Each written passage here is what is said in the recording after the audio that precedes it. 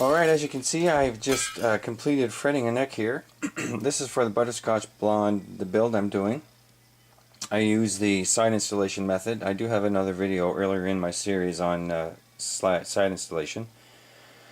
The nibs have been brought down close to the edge of the fretboard. It just needs to be flushed, and then I do a nice roll over on the edges. And we're just going to have a look at how this thing ended up. I haven't touched the truss rod, I haven't done anything to the frets, and I have absolutely no rocking at all.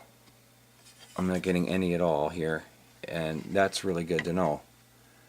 Nothing along the edges here. I kind of check both ways. This is a compound radius, so I have to be really careful as I do my side installation, because I'm dealing with so many different radiuses as you go down the neck. But as you can see, it turned out really well. It takes a little bit longer than hammering or press fitting, but the nice thing with side installation, they'll never pop up because there's all it's all fresh, untouched wood above the tang, because the tang creates its own groove. The other thing you notice is I have a partially finished fingerboard already. The reason why I do that is when working with the true oil and you're applying it with your finger and not a spray application, when you're dealing with a nice fine mist, it can get kind of hectic. So I do a partial finish on the fingerboard, and then from there I'll build up more coats, and then I'll level it and then polish it up, and you'll never know the difference. It'll look really clean.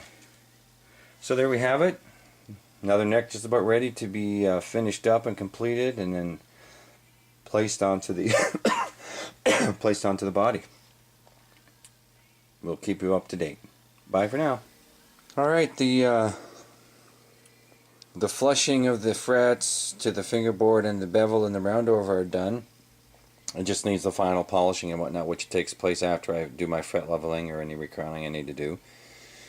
I used to do this by hand with a bastard file, but I use my belt sander now to take care of that. One thing it's a little quicker process. What it also does is it gives me a nice straight cut all the way down from one end to the other. It kind of retrues everything up nice and straight, and it gives you a really nice finished look, professional look there, instead of doing it by hand, which works as well.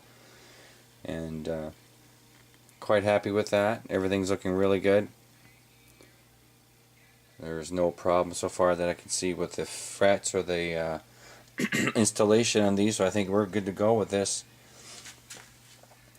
I'm looking forward to getting this all done. So now I'm going to go on to dyeing it, and then working on the true oil. And then from there it'll be getting it ready to mount onto the body.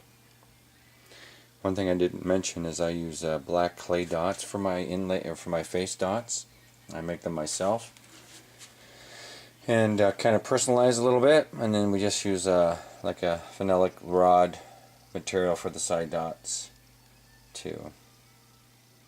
Anyways, this has a nice comfortable round over on it right now. I don't like doing too much of one. I like that to be taken care of by the player, but I don't like it at a sharp edge either. You want it to feel somewhat broken in, and I think we've accomplished that.